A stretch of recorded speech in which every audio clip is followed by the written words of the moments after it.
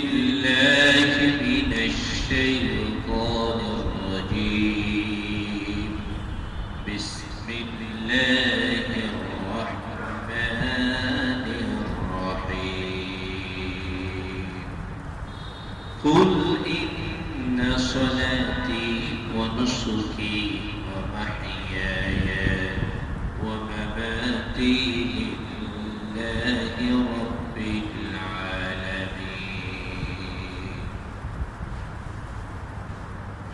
صدق الله مولانا العظيم اللهم صل على سيدنا مولانا محمد وعلى آل محمد كما صليت وسلمت وباركت على إبراهيم وعلى آل إبراهيم إنك حميد مجيد اللهم بارك على محمد وعلى آل محمد كما باركت على إبراهيم وعلى آل إبراهيم إنك حميد مجيد بلغ العلا بكماله كشف الدجى بجماله حسنت جميع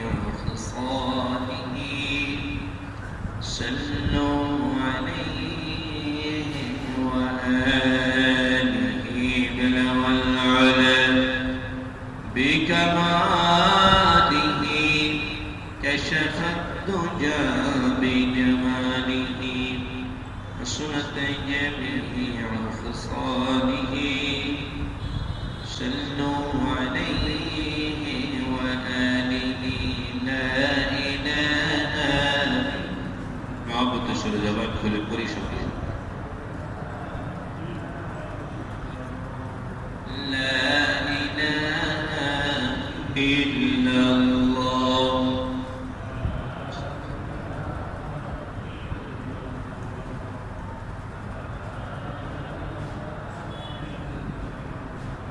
سبحان الله والحمد لله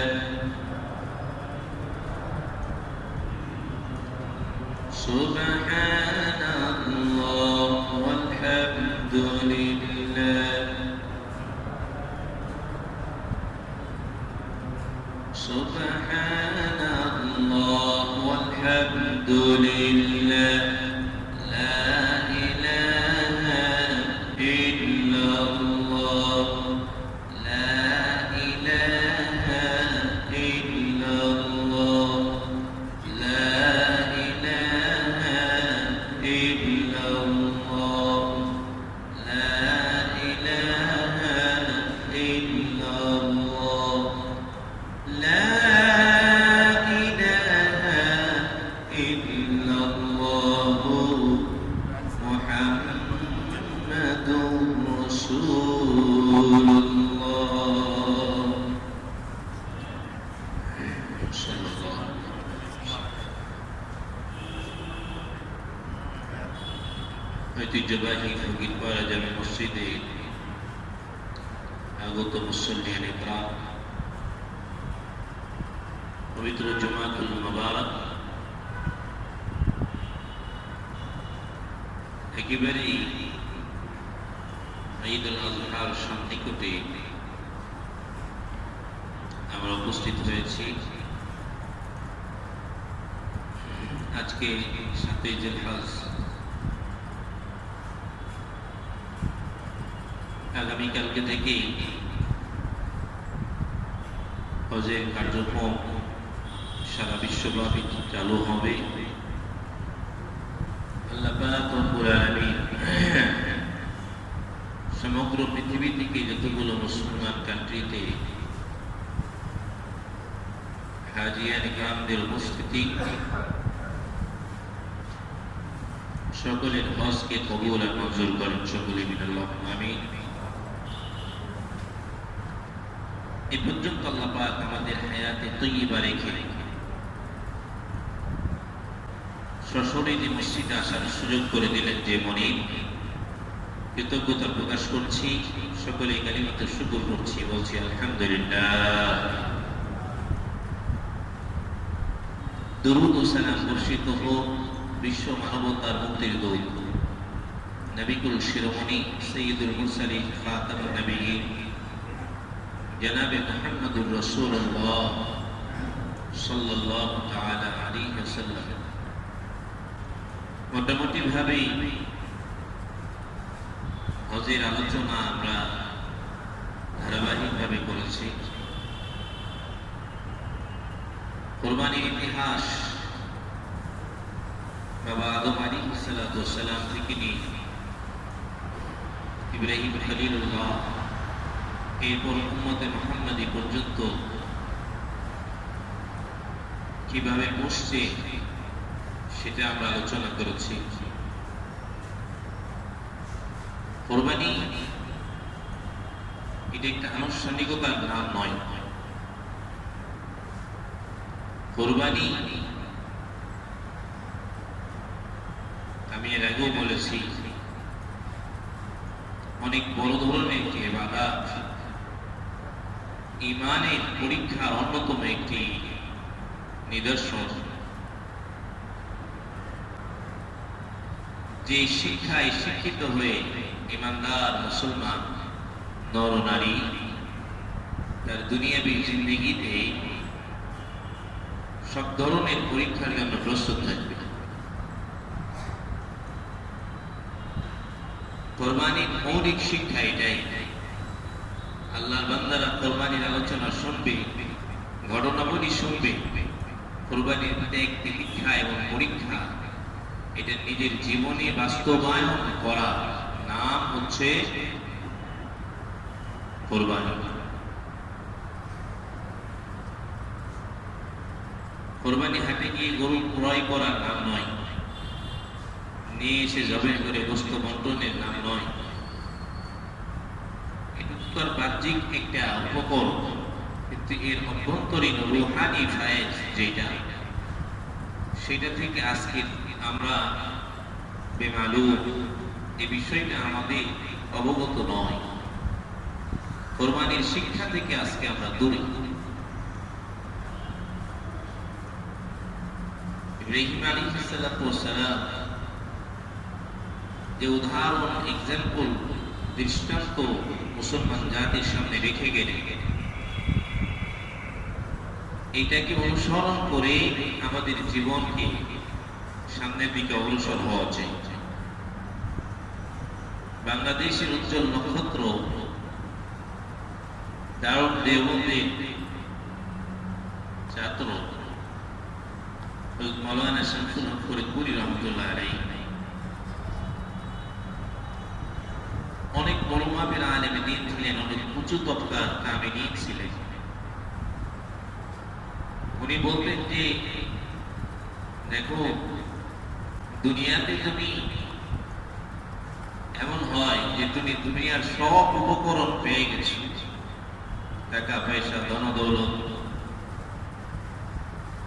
কিন্তু আল্লাহকে পাও নাই, তাহলে তুমি এমন হলা যে তুমি কিছুই পাও নাই। আর যদি এমন হয় দুনিয়ার ধন সম্পদ, টাকা পয়সা, এর চাকচিক্য সব একটাও কিছুই পাওয়া নাই, কিন্তু আল্লাহকে পেয়ে গেছি, তো তুমি এমন সৌভাগ্যবান, দুনিয়ার সব নিয়ামতই পেয়ে গেছি।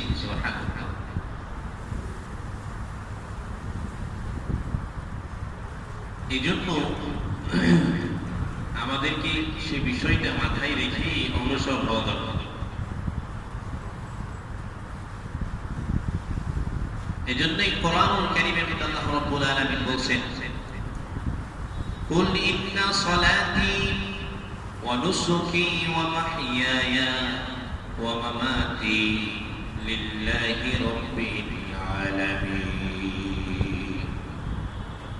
নবীজি আপনি বলে দিন, আপনার উম্মতদেরকে জানায় দিন যে আমার নামাজ, আমার কুরবানি, আমার জীবন, আমার মৃত্যু, চারটা জিনিস আল্লাহ রাব্বুল আলামিন উল্লেখ করেছে। এই সব সবকিছুই হচ্ছে লিল্লাহি রাব্বিল আলামিন, মহান বিশ্ব জগতের প্রতিপালক আল্লাহ রাব্বুল আলামিনের জন্যই সবকিছু। নামাজ আদায় করব, এটা আল্লাহর জন্য করা চাই। কুরবানির কার্যক্রম আদায় করব, এটা আল্লাহর জন্য করা চাই। রোজা আসবে যখন রোজা করব, এটা আল্লাহর জন্য করা চাই। মসজিদের সহযোগিতা করব, সেটা আল্লাহর জন্য করা চাই। দুনিয়ার যতগুলো কাজ আছে, এই সবগুলো কাজের মূল হচ্ছে আল্লাহ রাব্বুল আলামিনের জন্য করা। এটা যদি আমরা ইখলাসের সাথে করতে পারি, আল্লাহ রাব্বুল আলামিন বলেন এই আমলটুকুই আখলিস দীনাকা ইয়াকফিকাল আমালুল কলিল। হাদিস শরীফের মধ্যে নবীজি বলেন অল্প আমল হোক না কেন, ওই আমলের ভিতরে যদি ইখলাস থাকে, আল্লাহর জন্য করার মন মানসিকতা থাকে, মানুষকে দেখানোর জন্য নয়। বড় গরু ক্রয় করা লাগবে, না হলে মানুষে খারাপ বলবে। কোরবানি দেওয়া লাগবে, মানুষে খারাপ বলবে, আত্মীয় স্বজন খারাপ বলবে। কোরবানি দেওয়া লাগবে, কোরবানি দেওয়া লাগবে, না হলে নতুন সন্তানের বিবাহ দিয়েছি এই বাড়িতে খারাপ বলবে। এমন নিয়ত করে কেউ যদি কোরবানি করে, তার কোরবানি কিয়ামত পর্যন্ত কবুল হবে না। কারণ কোরবানি আল্লাহর জন্য হতে হবে। কোরবানির সাহেবে নিসাব যারা মালিক হবে, তাদের জন্য জরুরি হলো আমি কোরবানি করব, ছোট হোক বড় হোক যাই কিছু আমার তৌফিকে জন্মালো, এইটা সবকিছুই আল্লাহর জন্য হতে হবে। মানুষের দিকে তাকালে হবে না। এজন্য নবীজি বললেন তোমার ইবাদত বন্দেগী অল্প হোক, অল্প যতটুকুই করতে পারবা, আখলিস দীনাকা আই নিয়াতাকা, তোমার নিয়তকে পরিশুদ্ধ বানাও, অন্তরকে পরিশুদ্ধ বানাও। এমনটা যদি বানাতে পারো, তবে তুমি তোমার এই অল্প আমল নাজাতের জন্য আল্লাহ রাব্বুল আলামিনের কাছে যথেষ্ট হয়ে যাবে, কোনো সন্দেহ নাই, যথেষ্ট হয়ে যাবে। আল্লাহর জন্য হতে হবে। এই জন্য কোরবানি আমল আমরা যেটা করব একেবারে সন্নিকটে এসে গেছে। হাদিস শরীফের মধ্যে নবীজি বলছেন যে কোরবানির দিনে 10ই জিলহজ, 11ই জিলহজ, 12ই জিলহজ, এই দিনের সবচেয়ে বড় আদবের আমল হলো রক্ত জবেহ করা। কোরবানির পশুকে জবেহ করে রক্ত মাটিতে, হাদিস শরীফের মধ্যে আসছে রক্ত মাটিতে পড়ার আগেই আল্লাহ পাকের কাছে কবুল হয়ে যায়। সুবহানাল্লাহ।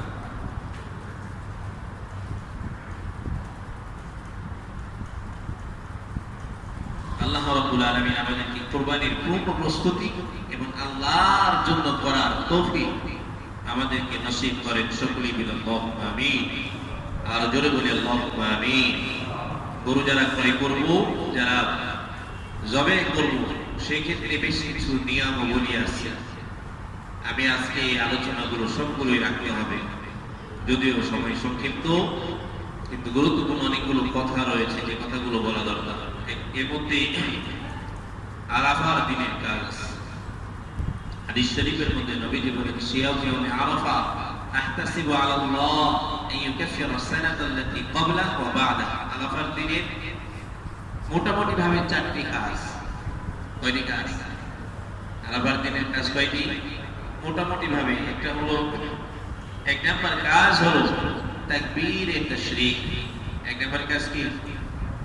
9ই জিলহজের ফজর থেকে নিয়ে আল্লাহু আকবার, আল্লাহু আকবার, লা ইলাহা ইল্লাল্লাহ, আল্লাহু আকবার, আল্লাহু আকবার ওয়া লিল্লাহিল হামদ। পড়েন আল্লাহু আকবার, আল্লাহু আকবার, লা ইলাহা ইল্লাল্লাহ, আল্লাহু আকবার, আল্লাহু আকবার ওয়া লিল্লাহিল হামদ। কয় ওয়াক্ত? 23 ওয়াক্ত। কয় ওয়াক্ত? 9ই জিলহজ, 10ই জিলহজ, 11ই জিলহজ, 5 12ই জিলহজ।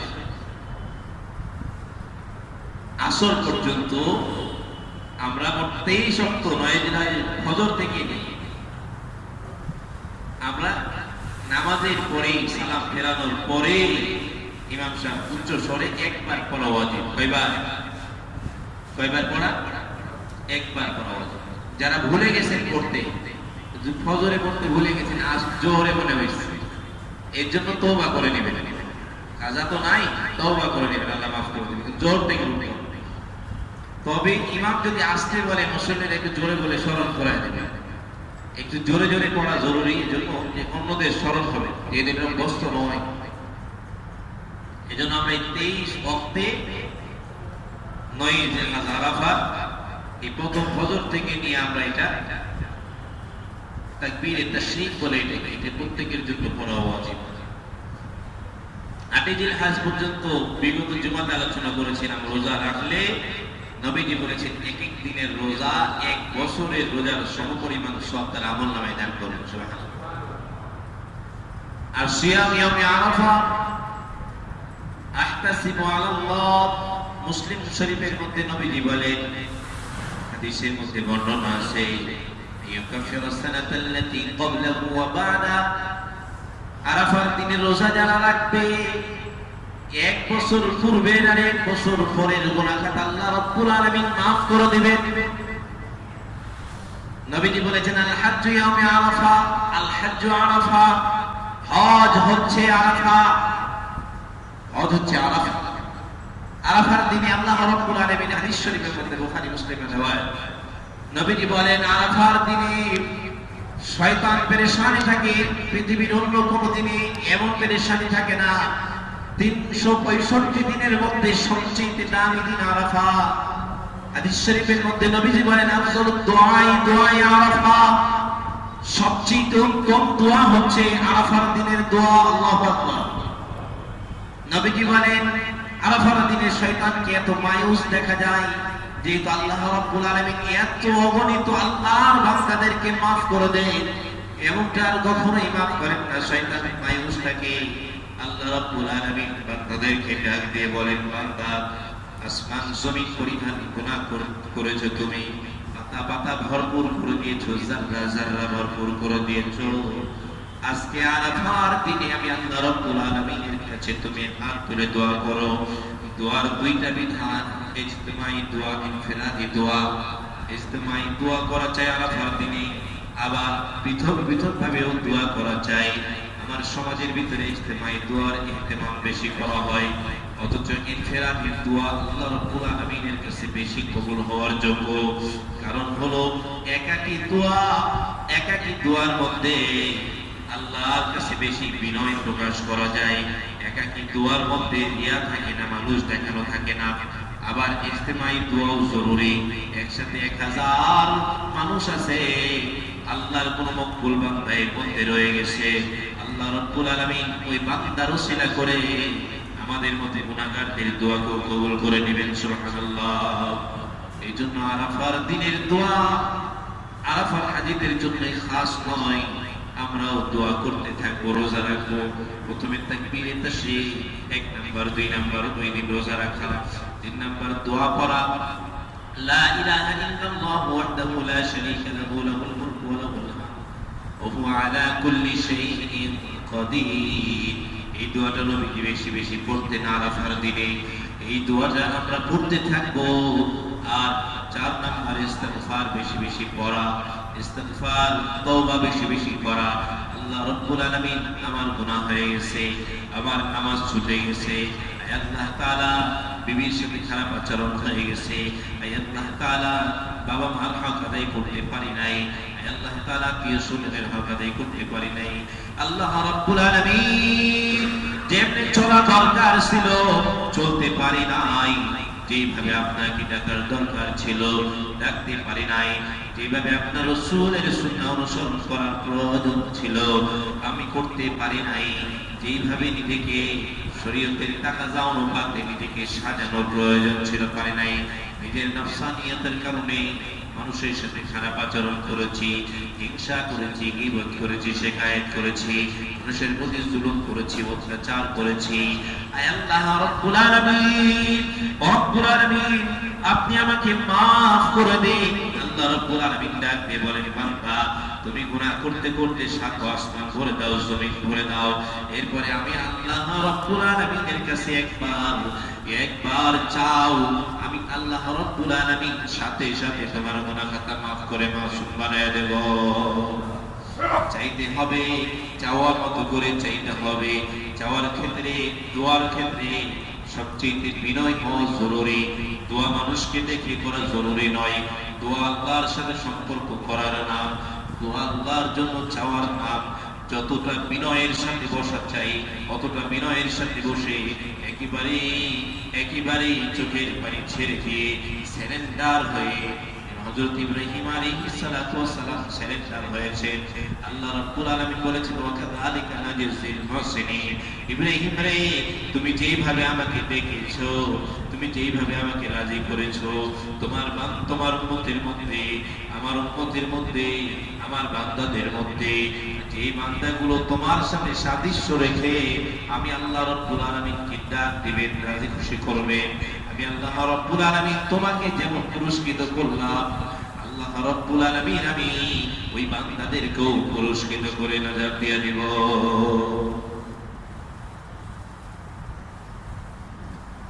আরাফার কাজ বুঝে আসছে?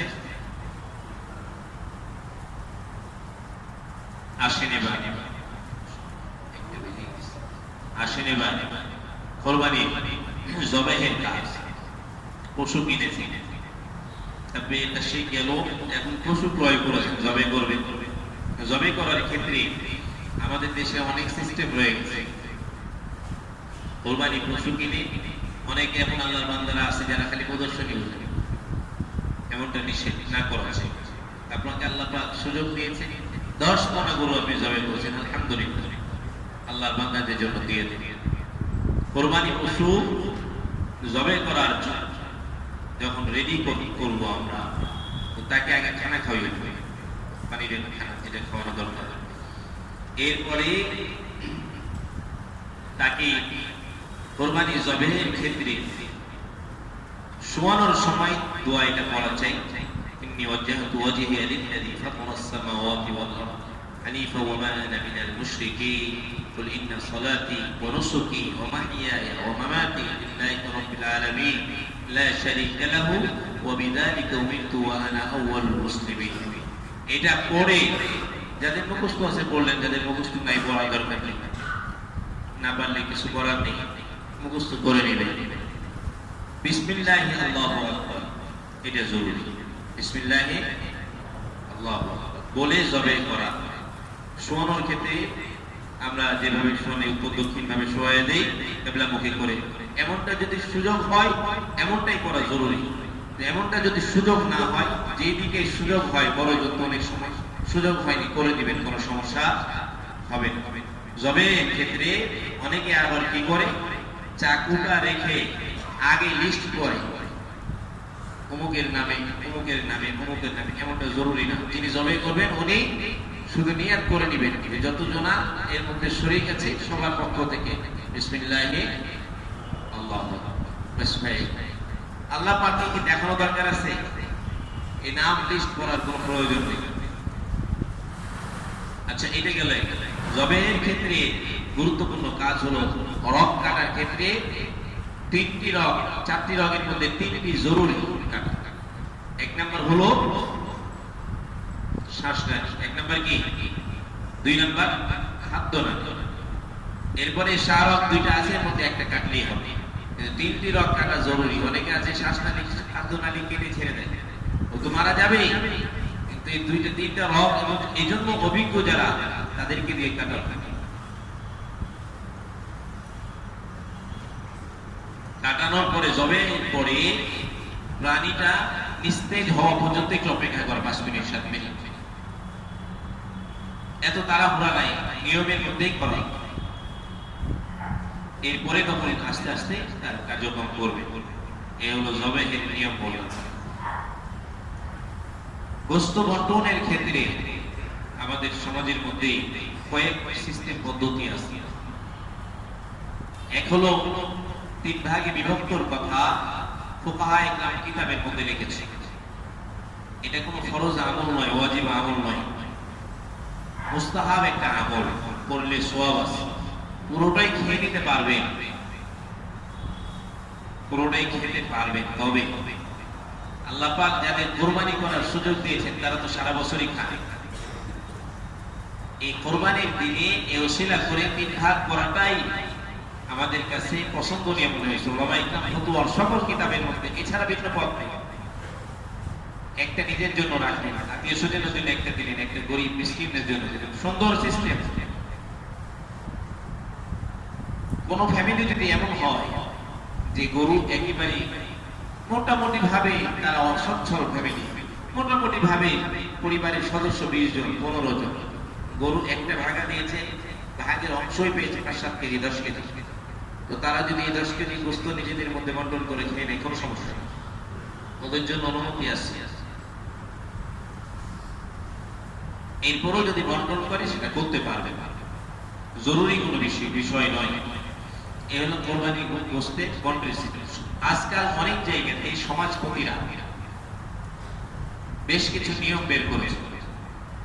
এর মধ্যে যারা কোরবানি দিয়েছে, যারা কোরবানি দেয়নি, যারা কোরবানি দিয়েছে গোস্তগুলো এক জায়গায় করে, এক মসজিদের মধ্যে এক জায়গায় করার পরে ওই গ্রামের মধ্যে মনে করে 200 ঘর আছে, 200 ঘরের ভিতরে 100 কোরবানি দিয়েছে, 100 কোরবানি দেয়নি, তো 200 ঘরে আবার গোস্ত বন্টন করে। এটা ফুকাহা ওলামা ইকরাম এটা নিষেধ করছে, এটা গ্রহণযোগ্য কথা নয়। যারা কোরবানি দিয়েছেন তাদেরকে গোস্ত দেওয়ার অর্থ কি? যারা কোরবানি দেয় নাই গরিব অসহায় তাদেরকে দেন। এটা নিয়ে 2-1 জায়গায় গন্ডগোল হয়েছে। যারা কোরবানি দিয়ে দিয়েছে তাদের জন্য জরুরি নয়। আপনাকে এখানে গোস্ত পৌঁছায় দিয়েছে কেন? যে আপনারা 5 জন 10 জন মিলে যারা গরিব অসহায় তাদেরকে সুষ্ঠুভাবে বন্টনটা করে দিবেন, এই জন্য দেওয়া। এখানে দেওয়ার অর্থ এমন নয় যে যারা কোরবানি দিয়েছে তাদেরকে গোস্ত দেবে, তাহলে তো লাভ হলো না। গরিবদের যে হক এটা হুজুর সাল্লাল্লাহু আলাইহি ওয়াসাল্লাম কোরবানি দিয়েছেন, 100টাও দিয়েছেন। নবীজির ঘরে কয়জন ছিলেন? এতগুলো কোরবানি কি দরকার ছিল? নবীজি এতগুলো কোরবানি দিয়ে উম্মতকে শিক্ষা দিয়েছেন, তোমরা বেশি করে কোরবানি দাও, আমার উম্মতের মধ্যে এটা তাকসীম করো। সুবহানাল্লাহ। আনফিক ইয়ামনা আলা রাব্বিকা আলাইহি, এই একটা কাজ আমাদের জন্য জরুরি, এটা আমরা করব ইনশাআল্লাহ। তাহলে জবে গেল, কোরবানির গোশত বন্টন গেল।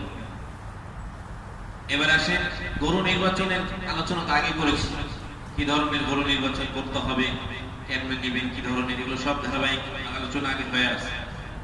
কয় ভাগে বিভক্ত করে কোরবানি দিবেন সেটাও আলোচনা হয়ে গেছে। এখন শুধু বাকি থাকলো চামড়া। চামড়া কি করবে? চামড়াটা যাকাতের হকদার এদেরকে দিতে হবে, আর শ্রেণী যে যাকাতের হকদার এদেরকে দেবে চামড়ার টাকা। চামড়া যদি কোনো কোরবানি মালিক নিজে ব্যবহার করে করতে পারবে, কোনো সমস্যা নেই, নিজে দাবাগাত করে নিজে ব্যবহার করতে পারবে। না ব্যবহার করলে বিক্রি করে টাকা গরিব অসহায়দেরকে দিয়ে দিতে হবে। আত্মীয় স্বজনের মধ্যে যদি গরিব অসহায় থাকে, যাকাতের হকদার থাকে, তাদেরকে দিবেন। 2 ধরনের সওয়াব আল্লাহ দান করবেন, এক গরিব আর এক আত্মীয়তা হক আদায় করার জন্য। আমি কি বোঝাতে পারছি কথাগুলো? 2 নাম্বার, এটা 1 নম্বর। 2 নাম্বার হলো আপনাদের আশেপাশে লিল্লাহ বোর্ডিং সিস্টেম যে মাদ্রাসাগুলো আছে, আপনাদের আস্থা ভাজন মনে হয় যে এখানে গরিব অসহায় বাচ্চারা পড়াশোনা করে, এমন প্রতিষ্ঠানে যারা দিন শিখছে এদেরকে সহযোগিতা করলেও ডবল সওয়াব।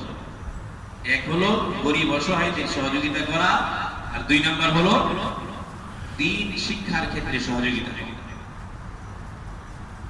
এমন যে সকল প্রতিষ্ঠান আছে সেখানে চামড়া গোটা দিয়ে দিতে পারেন, আংশিক দিতে পারেন, অর্ধেক দিতে পারেন, কিছু দিতে পারেন, এইভাবে বন্টন করে দিয়ে দিবেন।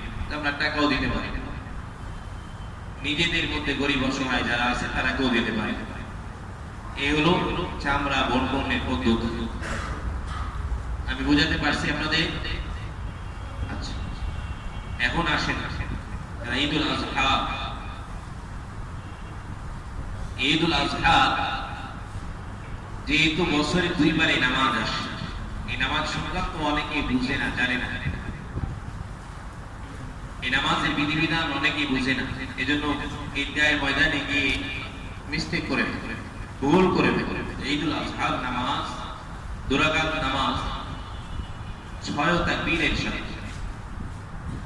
2 রাকাত নামাজ কয় তাকবীরের সাথে আমি আপনাদের দেখাই দিই, একটু মনোযোগ সহকারে দেখে নিন, তাহলে আপনাদের জন্য সুবিধা হবে।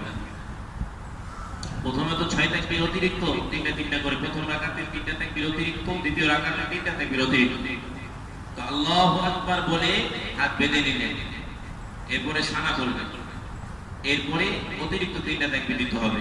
সানা পড়ার পরে আল্লাহু আকবার বলে হাত ছেড়ে দিলেন, আল্লাহু আকবার বলে হাত ছেড়ে দিলেন, আল্লাহু আকবার বলে হাত বেঁধে নিলেন। হয়ে গেল প্রথম রাকাত। ইমাম তেলাওয়াত করবে, আউযু বিল্লাহি বিসমিল্লাহ শুরু, তেলাওয়াত করে রুকুতে যাবে, উঠে যাবে। দ্বিতীয় রাকাতে এসে আবার আউযু বিল্লাহি বিসমিল্লাহ শুরু কেরাত কমপ্লিট করবে। এরপরে দ্বিতীয় রাকাতে আরো 3টা অতিরিক্ত, আল্লাহু আকবার, আল্লাহু আকবার, হাত ছেড়ে দিবে, আল্লাহু আকবার। চতুর্থতে গিয়ে রুকুতে চলে যাবে। বুঝে আসছে সবার? সবাই বুঝে আসছে? এ হলো ঈদের নামাজের নিয়ম। ঈদের নামাজের ক্ষেত্রে হুজুর সাল্লাল্লাহু আলাইহি সাল্লামের অনেকগুলো সুন্নাত আছে। একটু সময় দেন, আমি একটু বলে দিই। ঈদের দিনের সুন্নাতগুলো প্রত্যেকেরই জানা দরকার।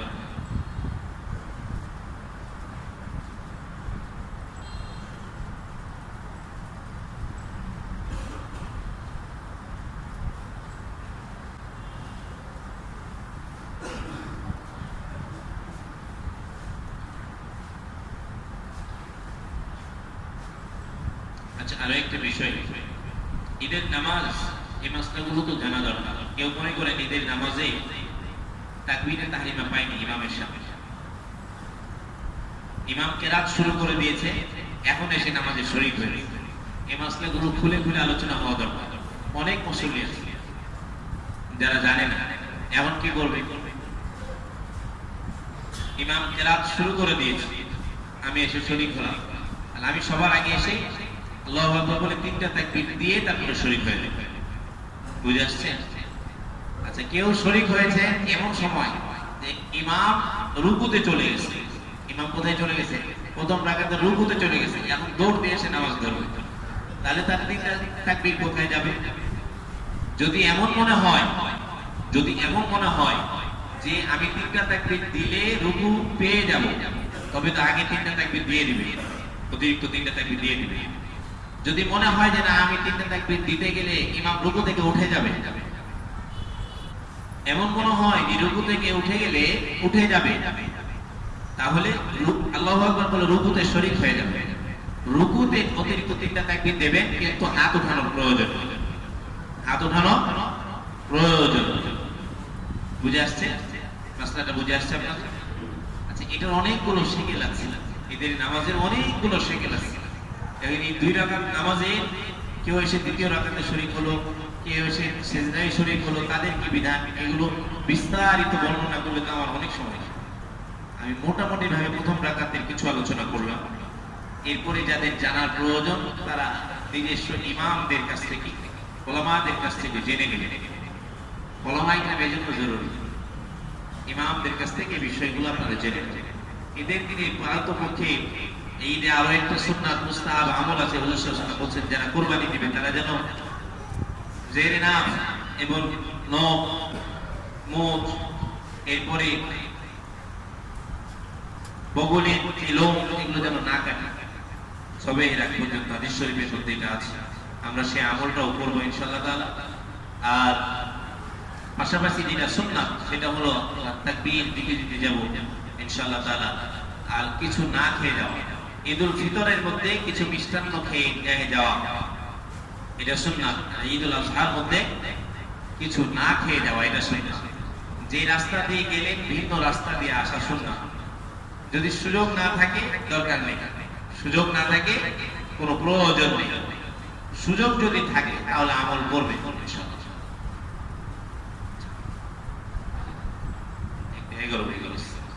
ঠিক আছে, ইনশাআল্লাহ তাআলা যতগুলো কথা বললাম কোরবানি সংক্রান্ত বিষয় নিয়ে দীর্ঘ সময় 3-4 সপ্তাহ যাবত আলোচনা হয়েছে।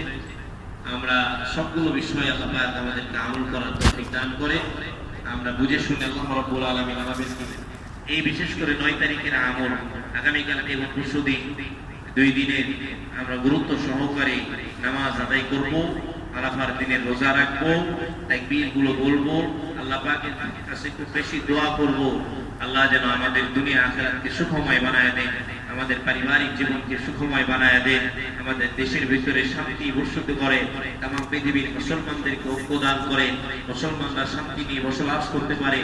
এই সবগুলো বিষয় নিয়ে আল্লাহ পাকের কাছে আমরা দোয়া করব। আল্লাহ রাব্বুল আলামিন আমাদের সকলকে তৌফিক দান করেন। আখির দাওয়ানা আলহামদুলিল্লাহি রাব্বিল আলামিন। সাল্লাল্লাহু তাআলা আলা নবিয়্যিল কারীম। আসসালামু আলাইকুম ওয়া রাহমাতুল্লাহ। আলহামদুলিল্লাহি রাব্বিল আলামিন। ربنا ظلمنا أنفسنا وإن لم تغفر لنا وترحمنا لنكونن من الخاسرين. اللهم رب ارحمهما كما ربياني صغيرا. ربنا آتنا في الدنيا حسنة وفي الآخرة حسنة وقنا عذاب النار. يا أرحم الراحمين يا ذا القوة المتين يا راحم المساكين. رب العالمين পবিত্র জুমাতুল মুবারকে জিলহজ মাসের যে 10টি গুরুত্বপূর্ণ দিন, আয় আল্লাহ তাআলা আজকে 7ই জিলহজ, আগামী কালকে থেকে হজের কার্যক্রম শুরু হবে। মাওলা রব্বুল আলামিন জুমার দিনে আয় আল্লাহ তাআলা গুনার বোঝা মাথায় নিয়ে আপনার শাহী দরবারে ভিক্ষুকের নেই দুইখানা হাত তুলে দিয়েছি। মাওলা জমির আসমানের মালিক, দুনিয়ার কোন রাজা বাদশার কাছে হাত উঠাই নাই, দুনিয়ার কোন প্রয়োজনীয় জন্য কারো কাছে কোন নেতার কাছে হাত উঠাই নাই, তামাম পৃথিবীর মালিকের কাছে হাত উঠিয়েছি, আমাদের প্রতিপালকের কাছে হাত উঠেছি। মাওলা দয়া করে মায়া করে তামাম জীবনের গুনাহ খাতাগুলোকে মাফ করে বাউসুম বানায় দিন।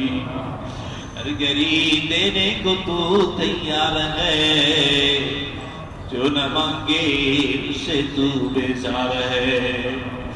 দুনিয়ার মানুষের নিজাম হইল একবার গেলে দুইবার গেলে বারবার গেলে মন নারাজ হয়ে যায়, আর শাহজিবের নিজাম হইল যত বেশি চাইবো আর শাহজিবের মালিক তত বেশি খুশি হয়ে যাবে। রব্বুল আলামিন আমরা চাইতে শিখি নাই, কেমনে চাইলে আপনি খুশি হবে। আল্লাহ তাআলা দয়া করে মায়া করে যেমনে চাইলে আপনার মুকাররবিন বান্দা যেভাবে চেয়েছে ওইভাবে চাওয়ার তৌফিক আপনি আমাদেরকে দান করে দিন। মাওলা আল্লাহ তাআলা সমগ্র পৃথিবী জুড়ে আজকে যখন গুনাহের প্রতিযোগিতা চলতেছে, মাওলা আল্লাহ তাআলা ঈমান বিধ্বংসী সকল কার্যক্রম এখন বিদ্যমান। মাওলা নামাজে আসার পরেও কেন যেন গুনাহে জর্জরিত হয়ে যাচ্ছি, চোখের গুনাহ থেকে বাঁচতে পারতেছি না, জবানের মিথ্যাচার থেকে বাঁচতে পারতেছি না, দিলের হিংসার থেকে বাঁচতে পারতেছি না। আল্লাহ তাআলা দয়া করে মায়া করে আমাদের সব ধরনের গুনাহ থেকে আপনি মাহফুজ বানায় দিন। আল্লাহ রব্বুল আলামিন আয় আল্লাহ তাআলা যে সকল বান্দাদের নাম ঘোষণা করা হলো কিছুক্ষণ পূর্বে, বিশেষ করে অত্র মসজিদের শুরু লগ্ন থেকে আজ অবধি পর্যন্ত যারা মাটি দিয়ে সহযোগিতা করলো, আয় আল্লাহ তাআলা মাথার ঘাম পায়ে ফেলার কষ্টার্জিত অর্থ দিয়ে সহযোগিতা করলো আপনার ঘরের, বিশেষ করে মেহরাবের জন্য আজকে যিনি 2000 টাকা 2 লক্ষ টাকা দান করেছেন মাওলা, এর পাশাপাশি আরো কয়েকজন আপনার বান্দা দান করেছেন। মাওলা কিয়ামতের দিন মুসিবতের সময় মানুষ যখন মানুষেরকে একজন আরেকজনকে চিনবে না, বাবা তার মাকে চিনবে না, মা তার সন্তানকে চিনবে না, আল্লাহ তাআলা এমন কঠিন মুহূর্তে আমাদের এই দানগুলোকে আপনি আমাদের জন্য নাজাতের জরিয়া বানিয়ে দিন। যারা আপনার ঘরে সহযোগিতা করলো, আল্লাহ তাআলা জান্নাতের ভিতরে এই বান্দাগুলোর জন্য উত্তম ঘর নির্মাণের জন্য আপনি ব্যবস্থাপনা করে দিয়ে মাওলা। আল্লাহ তাআলা নবীজি বলেছেন, মান বানা লিল্লাহি মসজিদান বানাল্লাহু বাইতান ফিল জান্নাহ, যে ব্যক্তি আমার আল্লাহর ঘরের নির্মাণে সহযোগিতা করলো, ঘর বানায়া দিল, আল্লাহ রাব্বুল আলামিন তাকে জান্নাতের ভিতরে ঘর বানায়া দিবেন মাওলা। হে আল্লাহ তাআলা, এই বুঝ আপনি আমাদেরকে দান করেন, মসজিদের সার্বিক সহযোগিতার জন্য আপনার বান্দাদেরকে কবুল আর মঞ্জুর করে দিন। হে আল্লাহ তাআলা, ইব্রাহিম আলাইহিস সালাতু ওয়াস সালামের যে পরীক্ষাতে একটি ভিক্ষা, কুরবানির যে উৎসর্গ, হে আল্লাহ তাআলা, এমন পরীক্ষার জন্য আপনি আমাদেরকেও প্রস্তুত বানায়া দিয়ে আমরা যেন আমাদের জীবনের এই পরীক্ষা, প্রতিটি মুহূর্তের পরীক্ষার জন্য প্রস্তুত হতে পারি, সে তৌফিক নসিব করে দিন। হে আল্লাহ তাআলা, ইখলাসের সাথে কুরবানির আমলগুলো করতে পারি, সে তৌফিক দান করে দিন মাওলা। হে আল্লাহ তাআলা, আমাদের পিতামাতা, ভাই বোন, আত্মীয় স্বজন, দাদা দাদি, নানা নানি যারা ইন্তেকাল করে কবরে চলে গেছেন, আল্লাহ দয়া করে মায়া করে মা বাবার কবর থেকে আপনি জান্নাতের টুকরা বানায়া দিন। দাদা দাদি, নানা নানি, চাচা চাচি যারা ইন্তেকাল করে চলে গেছেন মাওলা, ওই কবরগুলোকে আপনি রিয়াজুল জান্নাহ বানায়া দিন। হে আল্লাহ তাআলা, আরাফার ময়দানের দোয়া সমগ্র পৃথিবী জুড়ে হাজিরান ইকরাম আরাফার ময়দানে আপনাকে ডাকবে মাওলা। আল্লাহ তাআলা, সৌদি ছাড়া तमाम পৃথিবী জুড়ে মুসলিম কান্ট্রিগুলোতে আপনার প্রিয় বান্দারাও আপনাকে ডাকবে মাওলা। আপনি ওয়াদা করেছেন আরাফার ময়দানে মাফ করে দিবে। হে আল্লাহ তাআলা, আজকের এই মসজিদের জায়গাটাকে আমরা আরাফার ময়দান মনে করলাম মাওলা। দয়া করে মায়া করে আমাদের এই দোয়াকে আপনি কবুল আর মঞ্জুর করে নিন। আরাফার দিনের আমল আর রোজাগুলোকে যথাযথভাবে হক আদায় করে করতে পারি, আপনি সকলকে তৌফিক দান করে দিন। আমাদের পরিবারগুলোকে আল্লাহ তাআলা ইসলামের দুর্গ হিসেবে কবুল আর মঞ্জুর করে নিন। মা ও বোনগুলোকে খাদিজাতুল কুবরা, ফাতিমাতুজ জহরার উত্তরসূরি বানায়া দিন। পর্দা বশিদার মধ্যে থেকে দুনিয়ার জিন্দেগি ছেড়ে যেতে পারি তৌফিক দান করে। দুনিয়ার মহব্বত আর ভালোবাসায় আমাদেরকে গ্রাস করে নিয়েছে মাওলা। হে আল্লাহ তাআলা, আপনার মহব্বত আর নবীজির সুন্নাতের নূর আমাদের সিনায় আলোকিত বানায়া দিন। হে আল্লাহ তাআলা, নামাজের মহব্বত দ্বারা আমাদের নূর সিনাকে আলোকিত বানায়া দিন। রব্বুল আলামিন, যা কল্যাণকর তা আপনি আমাদের জন্য দান করেন, যা আমাদের জন্য অকল্যাণকর তা আমাদের থেকে বিরত রাখেন। হে আল্লাহ, আমরা দুর্বল, ঈমানের দিক দিয়েও দুর্বল, আমলের দিক দিয়েও দুর্বল। হে আল্লাহ তাআলা, দুর্বল গুলোর দিকে পিতা মাতার বেশি চোখ থাকে মাওলা। দয়া করে মায়া করে আমরা যা টুটা ফাটা যতটুকু ইবাদত বندگی করেছি, এই ইবাদত বندگিগুলোকে আপনি দুর্বল হিসেবে কবুল আর মঞ্জুর করে নিয়ে হে আল্লাহ তাআলা আমাদের মর্যাদাকে আপনি বৃদ্ধি করে দিন মাওলা।